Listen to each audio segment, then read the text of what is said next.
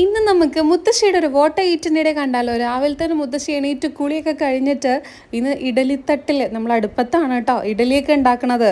ഇഡലിത്തട്ടിൽ ഇഡലി ചുട്ടുകൊണ്ടിരിക്കുകയാണ്. അത് കഴിഞ്ഞിട്ട് ഇങ്ങനെ ഫ്ലഫി ആയിട്ട് നല്ല പഞ്ഞി കിട്ട പോലെ പൊന്തി വന്നിട്ടുണ്ടായിരുന്നു. പൊന്തി വരിക മീൻസ് പൊങ്ങി വരിക എന്നാട്ടോ. മാളുവിന് സ്കൂളിലേക്ക് കൊടുക്കാൻ വേണ്ടിയിട്ട് കുറച്ച് ക്യാരറ്റ് ഫ്രൈ ഉണ്ടാക്കിയിട്ടുണ്ടായിരുന്നു. പൊട്ടറ്റോ ഫ്രൈ അല്ല, ക്യാരറ്റ് ഫ്രൈ ആണ് കേട്ടോ അത്. പിന്നെ അതുപോലെ തന്നെ ബ്രൊക്കോളി കുറച്ച് എന്താ പറയുക, നമ്മൾ ഈ വെളുത്തുള്ളിയൊക്കെ ഇട്ട് ഒന്ന് സോട്ട് ചെയ്ത് വെച്ചിട്ടുണ്ടായിരുന്നു. അതും ഞാൻ കഴിച്ചിട്ടുണ്ടായിരുന്നു, മുത്തശ്ശിയും കഴിച്ചിട്ടുണ്ടായിരുന്നു. വെളുത്തുള്ളി ഉള്ളതുകൊണ്ട് അത് മാത്രം ഒന്ന് മാറ്റി വെച്ചു. ഉച്ചയായപ്പോഴേക്കും ഭയങ്കര വിശപ്പുണ്ടായിരുന്നു കേട്ടോ. അപ്പോൾ ഞാനൊന്ന് ടൗണിൽ പോയിട്ട് ഒരു വടാപ്പാവ് കഴിച്ചിട്ടുണ്ടായിരുന്നു. പിന്നെ ഇന്നത്തെ ഉച്ചയ്ക്കത്തെ സ്പെഷ്യൽ ഫുഡ് എന്താണെന്ന് വെച്ചാൽ നല്ല നാടൻ വിഭവങ്ങൾ തന്നെയാണ്. ചീര കൂട്ടാൻ, അങ്ങനെ ചീര പച്ചടിയൊക്കെ വെച്ചിട്ട് കുറച്ചധികം വിഭവങ്ങൾ ഉണ്ടായിരുന്നു. പിന്നെ കുറച്ച് മിച്ചർ കഴിച്ചു. വൈകുന്നേരം ഇരിക്കണം കണ്ടപ്പോൾ കുറച്ച് മിച്ചർ കഴിച്ചിട്ടുണ്ടായിരുന്നു. പിന്നെ ഡെയിലി ഫ്രഷ് എന്നുള്ളൊരു നെല്ലിക്ക സംഭാരം കടയിൽ നിന്ന് വാങ്ങിയിട്ടുണ്ടായിരുന്നു കേട്ടോ. അപ്പോൾ അതൊന്ന് ടേസ്റ്റ് ചെയ്ത് നോക്കിയിട്ടുണ്ടായിരുന്നു.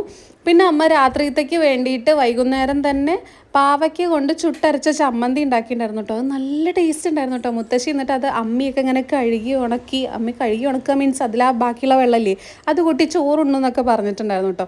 അച്ഛൻ ഗുരുവായൂർ പോയപ്പെട്ടിട്ടുണ്ടായിരുന്നു. ഈ ഒരു പ്രിൻറ്റഡ് ഷർട്ട് നല്ല ഭംഗിയായിട്ടോ കാണാൻ വേണ്ടിയിട്ട് ഞാൻ ഇതിൻ്റെ ലിങ്ക് ലെഫ്റ്റ് സൈഡിൽ മേലെ ടാഗ് ചെയ്ത് കൊടുക്കാം. നല്ലൊരു യെല്ലോ ആൻഡ് ഒരു വൈറ്റ് കോമ്പിനേഷനിലാണ് ഇങ്ങനെ ഫ്ലോറൽ പ്രിൻ്റൊക്കെ ആയിട്ടുള്ള ഷർട്ട്. നല്ല ഭംഗിയിലേ കാണാൻ. നമുക്ക് ഷോപ്പിലൊക്കെ നല്ല റേറ്റ് ആയിരിക്കില്ലേ. ഇതിലെന്തായാലും ഡിസ്കൗണ്ടിലുണ്ട്, ഞാൻ ടാഗ് ചെയ്യാം.